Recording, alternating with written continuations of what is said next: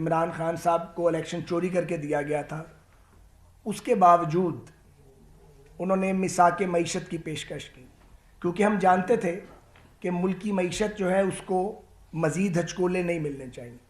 شہباز شریف صاحب کی مساک معیشت کی پیشکش کا، جو کہ متحدہ اپوزیشن کی جانب سے یہ آفر کی گئی تھی، عمران خان صاحب اور ان کے ساتھیوں نے مذاق بنایا، اس کا تماشا بنایا اور اس کو کبھی سنجیدگی سے نہیں لیا۔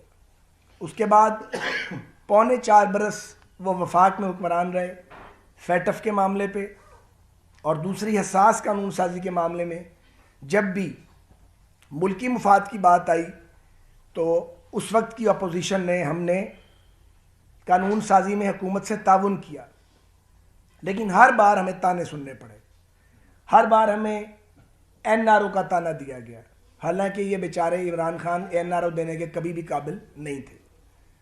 موصوف کا حال یہ تھا اور نفرت ان کے اندر اتنی بھری ہوئی تھی۔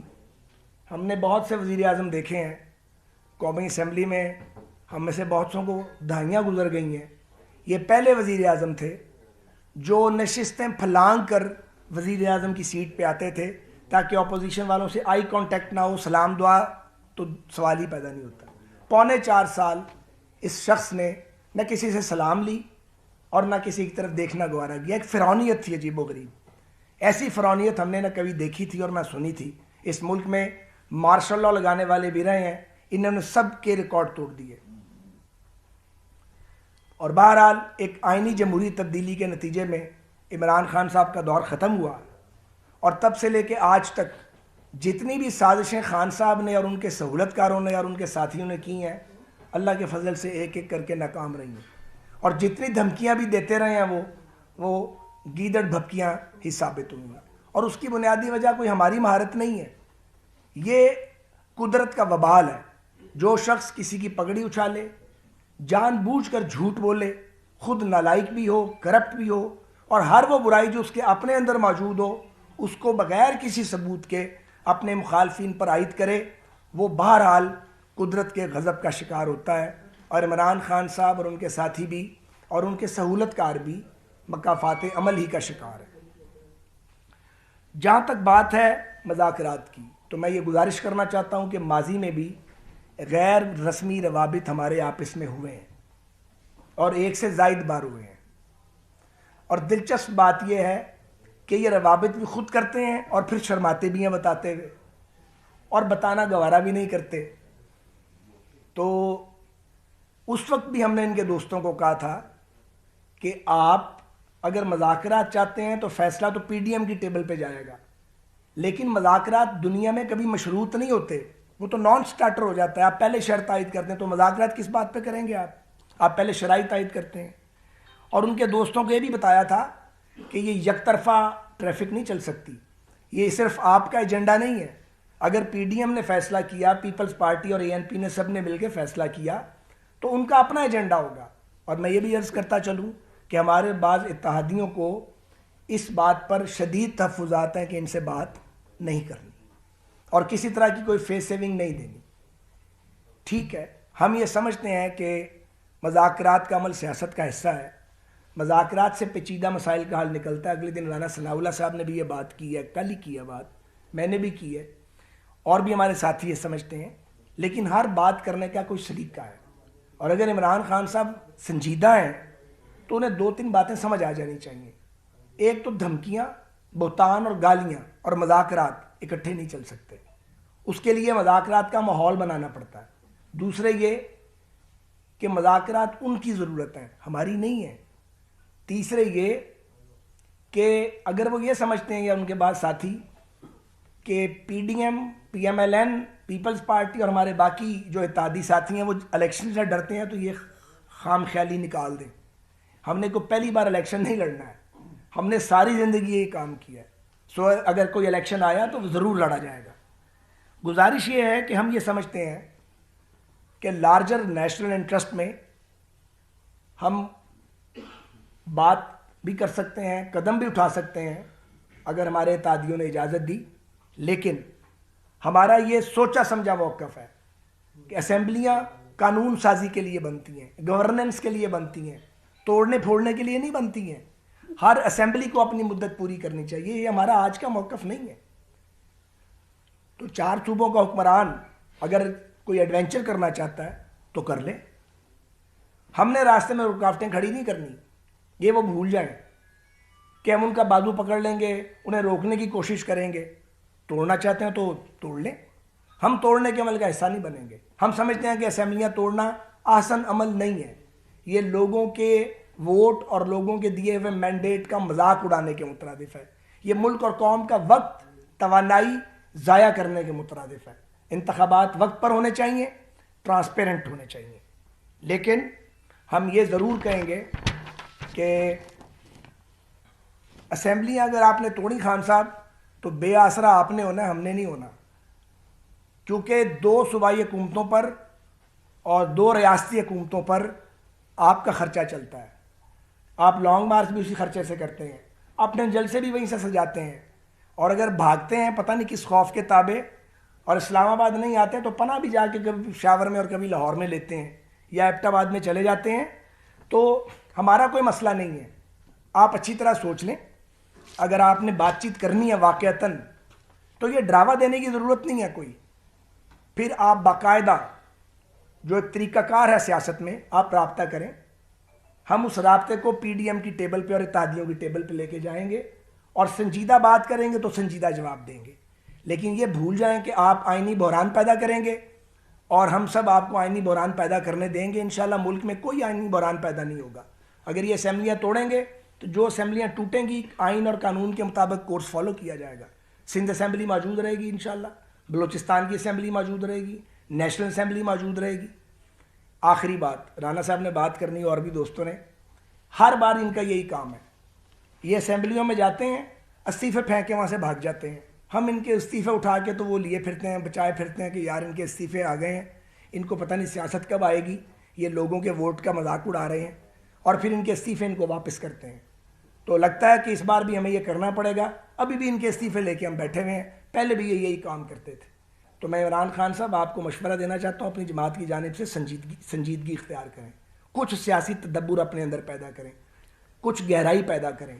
تانے بہتان دے کے, دھمکیاں دے کے, جھوٹ بول کے, سازش کر کے اور سہولت کاروں کے ساتھ مل کے یہ جو آپ کھیلتے رہے ہیں, امپائر کے ساتھ مل کر آپ کہتے تھے میں کبھی نہیں کھیلا, آپ کھیلے ہمیشہ امپائر کے ساتھ مل کے ہیں. سیاست میں تو آپ نے یہی گند کیا. یہ گند نہیں چلے گا. یہ پاکستان جو ہے کسی کی بھی جاگیر نہیں ہے. اوور ٹو رانا ثناء اللہ خان صاحب. میرا خیال ہے کہ آپ نے جامع بات جو ہے وہ کر دی ہے, اور یہی آج ہماری جماعت کی جو میٹنگ ہے اس میں انڈر دی لیڈرشپ آف میاں شہباز شریف صاحب وزیر اعظم صدر پاکستان مسلم لیگ نون, تو یہی ساری چیزیں ڈسکس ہوئی ہیں. میرا کویشچن لے لوں. اچھا رانا صاحب یہ بتائیے گا کہ جیسے سعد بھائی آپ نے بتایا کہ اب صورتحال یہ ہے کہ اگر عمران خان یا تحریک انصاف کی جانب سے رابطہ ہوتا ہے تو کیا آپ ان کے ساتھ ٹیبل پر بیٹھنے کے لیے تیار ہو گئے ہیں؟ یہ سمجھا جائے کہ نون لیگ اور پی ڈی ایم کی جماعتیں جو ہیں اگر وہاں سے سیریس بات آتی ہے یا سیریس کو بیٹھنے کی بات ہوتی ہے تو کیا بیٹھ جائیں گے آپ ان کے ساتھ؟ دیکھیں, یہ بات خواجہ صاحب نے بڑا کیٹیگوریکلی اس کا جواب دیا ہے کہ ہم سیاستدان ہیں, اور سیاستدان جو ہے وہ کبھی بھی جو ہے وہ مذاکرات سے, کبھی بھی بیٹھنے سے انکاری نہیں ہوتے. یہ واحد ایسا سیاستدان اس ملک پہ مسلط ہوا ہے, بدقسمتی ہے اس ملک اور اس قوم کی, کہ جس نے جس طرح سے بتایا گیا کہ 4.25 سال اپوزیشن کے ساتھ اس نے ہاتھ تک نہیں ملایا. بلکہ ایک واقعہ خواجہ صاحب کے ذہن میں بھی ہوگا کہ جب پلوامہ کا واقعہ ہوا تھا, آپ یقین کریں کہ تمام جماعتوں کے 5 سینئر لوگ, یعنی زرداری صاحب واز دیئر, میاں شہباز شریف صاحب قائد حزب اختلاف واز دیئر, تمام جماعتوں کے لوگ, یہ جو آئی کہ مولانا اسد محمود, 1.5 گھنٹہ اس کا انتظار کیا اس بریفنگ کے لیے, جو بریفنگ کے لیے بلایا تھا آرمی کی لیڈرشپ نے, اور he was there in parliament building.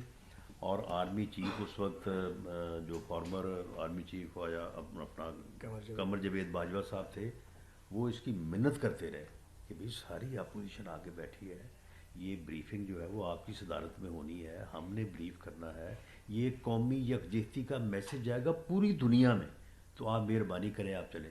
پھر کہا کہ نو, میں نہیں جاؤں گا, میں ان کے ساتھ نہیں بیٹھ سکتا. تو یہ اس کا رویہ رہا ہے. تو اس کے باوجود ہماری طرف سے یہ کہنا کہ یہ دھمکی امیز جو ہے نا وہ ہمیں جو ہے وہ مذاکرات کی آفر نہ کرے. اس نے دھمکیاں دے کے دیکھ لی ہے. یہ اسٹیبلشمنٹ سے دھمکیاں دے کے ان کو بلیک میل کر کے ان کو گالیاں دے کے ان سے الیکشن کی ڈیٹ لینا چاہتا تھا, نہیں لے سکا. اگر یہ انہی طور طریقوں سے ہم سے چاہتا ہے کہ مذاکرات کر کے کوئی ڈیٹ لے تو نہیں لے سکے گا. یہ جو ایک سیاسی طریقہ ہے اس کے مطابق یہ آئے اور وہ معاملہ جو ہے وہ ہم پی ڈی ایم میں لے کے جائیں گے اور پی ڈی ایم جو فیصلہ کرے گا اس کے مطابق جو ہے وہ ٹھیک ہے. سر لگتا ہے اونٹ پہاڑ کے نیچے آ گیا, وہ کیسے سیاسی طور پہ آئے اور کیسے نہیں یہ اونٹ نہیں پہاڑ کے نیچے آیا. یہ مثال اگر آپ نے دینی ہے تو وہ مثال وہ بنتی ہے کہ وہ مراسی دا منڈا چڑھ گیا نا کوٹھے تے, تو وہ کہنے لگا میں لگا چھال مار. وہ دی ماں پیو بہن بھرا منتاں کر کے نہ تو نیچے آ جا. انہوں نے کہا نہیں میں تو چھال مارنی.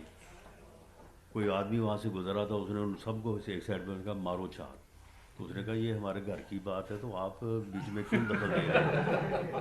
تو معاملہ یہ ہے کہ یہ جو اس نے 2014 سے ہر بات پہ دھمکی, میں آ رہا ہوں, میں یہ کر دوں گا, میں اسلام آباد بند کر دوں گا, میں آپ کو چھپنے کے لیے جگہ نہیں دوں گا, میں یہ کر دوں گا, میں وہ کر دوں گا. یہ یعنی بالعموم 2014 سے اور بالخصوص 25 مئی 2022 سے یہ اسی کام پہ وہ لگا ہوا ہے. اب ہم بھی اس بات پہ ہیں کہ تم نے جو چھلانگ گالیاں لگاؤ. That is a very good initiative by the Pakistan Muslim League کہ مذاکرات کی آفر آئے, سیاستدانوں کو ہمیشہ مذاکرات کرنے چاہیے. اب مسلم لیگ نون نے اپنا فیصلہ بتا دیا, پی ڈی ایم کی میٹنگ کب آپ کال کرنے جا رہے ہیں؟ نہیں تو بتائیں.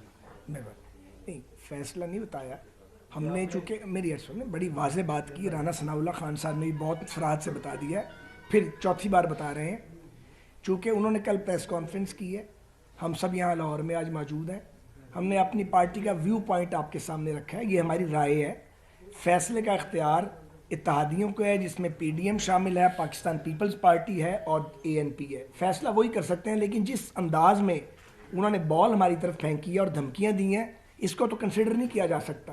تو اپنا لب و لہجہ پہلے آپ ٹھیک کریں, بات کرنا سیکھیں, بات کی پیشکش کرنا آپ کو سیکھنا چاہیے, سمجھ آنی چاہیے. ایک میں ضرور کہوں گا, اس جال میں اس نے خود ہی پھنسنا ہے. جال پھینکنا ضرور پھینکو, پھنسو گے بھی اس میں آپ خود ہی. سعد صاحب آپ سے سوال ہے کہ آپ نے جو پریس کانفرنس کی ہے, آپ سے بظاہر یہ لگتا ہے کہ آپ میں کوئی بہت زیادہ انرجی طاقت آ گئی ہے. وہ طاقت کہاں سے آئی ہے کہ آپ نے جس لب و لہجے میں عمران خان سے کہا ہے؟ تو دوسری بات یہ ہے کہ کوئی مڈل مین ہو سکتا ہے عمران خان اور آپ کے ساتھ مذاکرات کروانے کے لیے؟ جواب گزارش یہ ہے کہ طاقت کا سر چشمہ تو اللہ کریم کی ذات ہے اور پھر توکل اور ایمان ہے اس پر. جہاں تک دنیاوی بات ہے تو اس طاقت کا نام ہے میاں نواز شریف. اچھا یہ بتائیے گا کہ اب اگر مذاکرات, اور دوسری بات یہ کہ دیکھیں پہلے ہم نے یہ کہا تھا کہ مشروط جو ہے نا وہ بات نہیں ہو سکتی, غیر مشروط بیٹھے. اب اس نے بات اب بھی مشروط کی ہے اور ساتھ دھمکی بھی دی ہے, تو یہ ان ایکسیپٹیبل ہے.